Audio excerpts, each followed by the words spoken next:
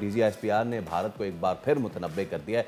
तुर्क मीडिया को दिए गए इंटरव्यू में उनका कहना था कि तुम अमेरिका नहीं और हम अफगानिस्तान नहीं, भारत इसराइल नहीं और पाकिस्तान फ़लस्तीन नहीं है। बिल्कुल, इलाकाई अमन के लिए इंडिया को हकीकत जल्द तस्लीम कर लेनी चाहिए। लेफ्टिनेंट जनरल ने जो ये अहम दिया है इंटरव्यू, उसमें उन्होंने कहा कि पाकिस्तान अमन चाहता है, पाकिस्तान किसी भी किस्म की हर्ज सराई नहीं चाहता, किसी भी किस्म की कोई लड़ाई नहीं चाहता, लेकिन अगर किसी ने उकसाया तो हमारा रद्द अमल तेज़ होगा, फौरी होगा, तकलीफ दे होगा।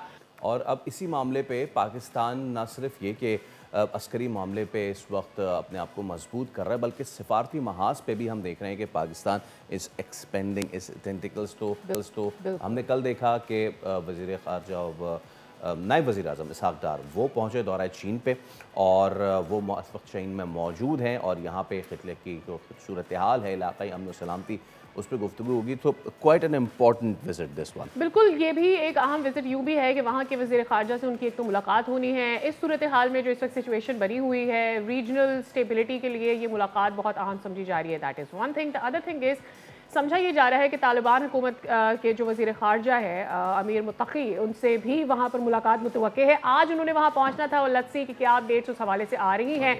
नोइंग कि इस वक्त रीजनली इंडिया क्या चाह रहा है, किस तरह से वो अपने साथ अफगानिस्तान को मिलाना चाह रहा है, क्या उनके प्लान्स हैं as far as the militants are concerned that they claim are from Pakistan, and वहाँ जाके भारत के जो ऑक्यूपाइड जम्मू एंड कश्मीर है वहाँ पर दहशतगर्दी की जा रही है उसके लिए। So I think this meeting, this 3 nation meeting is very very important at this. ये कि बिलावल भुट्टो की ज़ेर सदारत जो एक पूरी कमेटी बनाई गई है वो यूरोप का करेगी दौरा। तो ये तमाम तर जो सिफारती मामला इस वक्त चल रहे हैं, हमारे साथ मौजूद है साबिक सफ़ीर नगमाना हाशमी साहिबा। वेलकम करते हैं मैम। अस्सलाम वालेकुम, बहुत शुक्रिया, good morning, welcome to the show. नगमाना साहिबा, हमने thank you very much for inviting me. Ma'am pleasure. So हमने देखा कि जिस वक्त भारत को ये सुक्की हुई उसके बाद उसने जगह जगह जाके और पुकार लगाई कि जी हम सिफारती तौर पे हम ठीक हैं एंड ऑल दैट, लेकिन उनका असर इतना हमें नज़र नहीं आया। नाउ कमिंग टू पाकिस्तान, पहले बिलावल भुट्टो की ज़ेर सदारत एक कमेटी बनाई गई है जो यूरोप का दौरा करेगी और वहाँ पे तमाम तर लोगों को आगाह करेगी। एंड देन कल का visit, we would like to begin the talk with कल का विज़िट जो कि शुरू हुआ है चाइना का। इसहाक़ डार वहाँ पे मौजूद हैं, कितना अहमियत का हामिल है मौजूदा तनाजुर में? बहुत शुक्रिया। देखिए, ये बहुत एक अहम अहम पेशरफ्त है और बहुत अहम आपने सवाल किया है। मैं आपके नाजरीन को ये बताती चलूँ कि पाकिस्तान चीन के जो ताल्लुकात हैं वो बहुत ही देरीना और बहुत ही गहरे हैं, और ये एक ऐसे ताल्लुकात हैं जिनकी ट्रेजेक्ट्री हमेशा अपवर्ड रही है, इसमें कभी भी बैकस्लाइड नहीं हुआ। और इसी की वजह से पिछले 75 साल से हम हर मौके पे चीन के साथ कंसल्ट करते हैं, चाहे इंटरनेशनल इश्यूज हों, बायलैटरल इश्यूज हों, रीजनल इश्यूज हों, और हर अच्छे बुरे वक्त में हम एक दूसरे के साथ खड़े होते हैं। और इसीलिए हमारे दर्जनों स्ट्रैंड्स हैं कंसल्टेशंस के वेरियस लेवल्स के ऊपर, और ये हमारी मुलाकातें मुस्तकिल जारी रहती हैं। और ख़ास तौर पे इस इतनी अहम डेवलपमेंट के बाद, जिसमें आपने देखा कि चीन ने बहुत खुल के और बहुत ही मजबूत हमारी हिमायत की और कह दिया ये कि दुनिया में कोई भी अगर पाकिस्तान के इंटरेस्ट या सिक्योरिटी सॉवरेनिटी के ऊपर किसी ने नज़र रखी तो हम फिर पाकिस्तान के साथ बिल्कुल मजबूती से खड़े हैं। तो ये एक बहुत बड़ी, देखें, रीजनल डेवलपमेंट है। 2 न्यूक्लियर पावर्स जो हैं बिल्कुल न्यूक्लियर वॉर के दहाने पे उनका पहुंच जाना, ये एक बहुत बड़ी डेवलपमेंट है। और इसमें बहुत ज़रूरी था कि हम अपने जो चीनी दोस्त हैं उनका न सिर्फ शुक्रिया अदा करते, बल्कि जो उन हकायक हैं, जो हमारा पॉइंट ऑफ व्यू है, वो उनको बहुत अच्छी तरह मालूम भी है। लेकिन इतनी बड़ी डेवलपमेंट के बाद ये तो मुमकिन ही नहीं था कि ये मुलाकात ना होती। और इसीलिए जो चीन के वज़ीर ख़ारजा हैं वांग यी, उन्होंने दावत दी हमारे वज़ीर ख़ारजा को कि वो तशरीफ़ लाए। और इसमें बायलैटरल लेवल पे तो देखिए सब चीज़ों पे बात होगी। जो इस वक्त इंडिया पाकिस्तान का कॉन्फ्लिक्ट हुआ उस पे भी डिटेल में बात होगी, उसके मिलिट्री एस्पेक्ट्स पे भी बात होगी, पॉलिटिकल एस्पेक्ट्स पे भी बात होगी, ऑपरेशनल एक्सपेक्ट्स पे भी बात होगी। इसी तरह जितना हमारा बायलैटरल रिलेशनशिप है और आगे जहां उसकी ट्रेजेक्ट्री जानी है उस पे भी बात होगी। खित्ते को इसने किस तरह से अफेक्ट किया है और रीजनल डेवलपमेंट्स जो है उन पे भी बात होगी, इंटरनेशनल इश्यूज के ऊपर भी बात होगी। तो बायलैटरल लेवल पे तो पूरा गैम्बिट ऑफ रिलेशनशिप और पूरा कैनवस जो है उसका बगौर जायजा लिया जाएगा और आगे की जो हिकमत अमली है और कोऑपरेशन है उस पर बहुत ही गहरी गुफ्तगू होगी। लेकिन इसके साथ साथ बहुत जो अहम डेवलपमेंट है वो ये है कि चाइना ने अफगानिस्तान के जो इस वक्त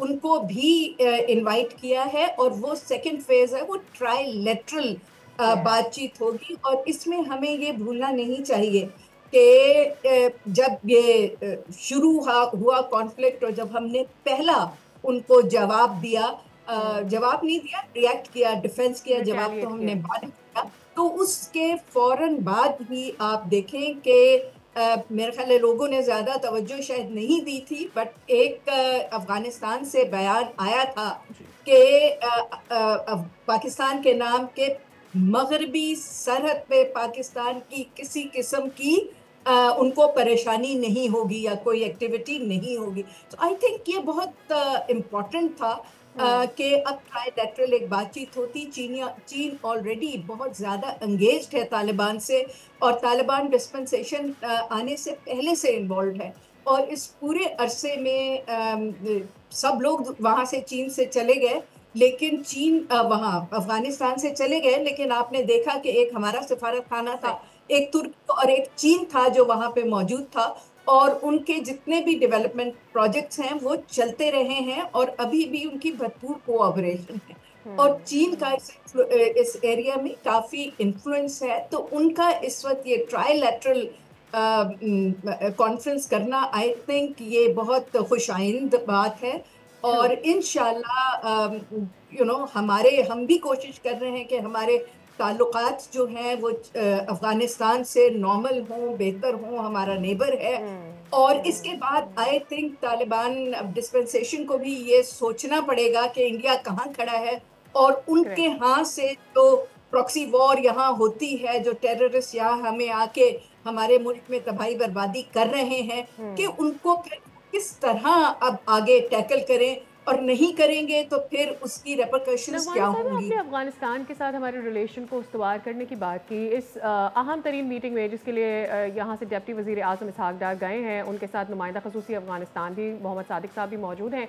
I really have this curiosity, अगर आप इसे आंसर कर सकें, एड्रेस कर सकें, कि बार बार इंडिया की जानिब से क्लेम किया जा रहा है कि जी पाकिस्तान से जो दहशतगर्दी हो रही है और जो यहाँ से मिलिटेंट्स आप हमारे यहाँ इंडिया में भेज रहे हैं, अब हम उनका मुकाबला अफगानिस्तान के जो तालिबान हुकूमत है उनसे रब्ता करके करेंगे। So I really want to ask कि इस वक्त जो सिचुएशन इंडिया क्लेम कर रहा है कि वो करने जा रहा है, ऐसे में फिर ये ट्राई नेशन डायलॉग किस तरह से देखती हैं आप चाइना में? देखिए, ये तो और भी ज़्यादा ज़रूरी है, इसीलिए मैंने आपसे अर्ज़ की थी कि जैसे ही हमने सेल्फ डिफेंस का अपना किया था पहला दौर, उसके बाद ही अफगानिस्तान ने कह दिया था कि जी इस बॉर्डर से आपको कोई परेशानी नहीं होगी। दैट मीन्स के उनको समझ आना शुरू हो गया है हमारी स्ट्रेंथ भी और इंडिया की वीकनेसेस भी। और इस वक्त आप देखें अगर तो इंटरनेशनल लेवल पे तालिबान डिस्पेंसेशन बहुत स्मार्ट लोग हैं, स्ट्रेटेजिकली बहुत उनको दुनिया की भी समझ है और खित्ते की भी समझ है। ठीक, उनका अपना एक तर्ज़े हुकूमत है, वो सब कुछ है, लेकिन वो स्ट्रेटेजिकली सोए हुए नहीं है। तो आई थिंक वो भी ये देख रहे हैं कि किस तरह से इस दफ़ा पूरी दुनिया में एक तन्हाई का सामना है इंडिया को। उनका कोई भी South Asian neighbour including Afghanistan, it is very very important to note that including Afghanistan, जिसको इंडिया इतना सपोर्ट कर रहा है और पेप कर रहा है, उसने भी इंडिया के हक में कोई बयान नहीं दिया। बांग्लादेश ने हमारे हक में दिया, बाकी सारे चुप रहे, बस सटली सबने हमें कहा कि जी वी आर विद यू। और जो अब डेवलपमेंट्स हो रही हैं इस वक्त बिल्कुल एनसर्कल्ड है। वो जो था कि चीन को एनसर्कल करेंगे, इस वक्त उनके चीन के खिलाफ जो वेस्ट ने एक अपना बुलवर्क बना के खड़ा किया हुआ था इंडिया का, वो आइसोलेटेड है, वो एनसर्कल्ड है। तो देखिए ये डेवलपमेंट्स इंपॉर्टेंट है। साथ ही साथ चीन की और ईरान की बहुत ज्यादा कोऑपरेशन है और मदर ऑफ ऑल एग्रीमेंट्स जो उनका ऑयल का उनके साथ है और चीज़ों पे भी जो उनके एग्रीमेंट्स है। हमारे ताल्लुकात चीन के साथ, वो ईरान के साथ बहुत अब बेहतर से बेहतर तरीन होते चले जा रहे हैं। और जो मिडिल ईस्ट सिचुएशन है, रूस जो अब देखें इंडिया का बहुत ही देरीना दोस्त है, वो भी इस वक्त उसने इंडिया के फेवर में कुछ नहीं कहा। और इस वक्त दुनिया को ये बावर करवा चुके हैं हम कि इंडिया के ये धोखे जो दावे होते हैं, धोखा दही जो वो करता है, झूठ बोलता है, इसको अब पाकिस्तान किसी भी हालत में एक्सेप्ट करने को तैयार नहीं है। और अगर अब भी दहशतगर्दी की बात होगी तो बात होगी कि इंडिया पाकिस्तान में किस तरह दहशतगर्दी में इन्वॉल्व है, बात होगी पूरे कश्मीर की बात होगी तो पानी के को जो एज अ वेपन यूज कर रहे हैं वो उस पे बात होगी। ये जो इंडिया के अब उन्होंने चलाकियां चलाई हुई हैं, ये पूरी दुनिया में एक्सपोज हो गई हैं। खास तौर पे जब से ने अपनी जोन में आके तो कनाडा में देखें एक्स्ट्रा टेरिटोरियल किलिंग्स करवाई, अमेरिका में यूएसए में, और कहाँ उनको मुंह की नहीं खानी पड़ रही। और ऑस्ट्रेलिया से भी उनके 4 जर्नलिस्ट निकल गए। तो देखें एक तो बहुत ज्यादा एक्सपोज हो गया है इंडिया, पॉलिटिकली भी सोशली भी। मोदी साहब ने इंडिया का कर दिया है सत्यानाश। तो और दूसरी जो उनको ये घुमंड था कि शायद हम मिलिटरीली बहुत स्ट्रॉन्ग है, और वो उसका भी उसको पे बात करने की जरूरत थी। एरोगेंस का उनको जवाब मिल गया और मुंह तोड़ जवाब पाकिस्तान की जानिब से दिया गया है, और डिप्लोमेटिकली भी उनको इस चीज़ का बड़ा नुकसान हुआ है। इनफैक्ट जो एज है वो पाकिस्तान की तरफ शिफ्ट हो गया। नगमाना हाशमी साहिबा, आपने हमारे मॉर्निंग शो के लिए वक्त निकाला। सब्सक्राइब करें और बेल दबाएं ताकि कोई खबर रह न जाए।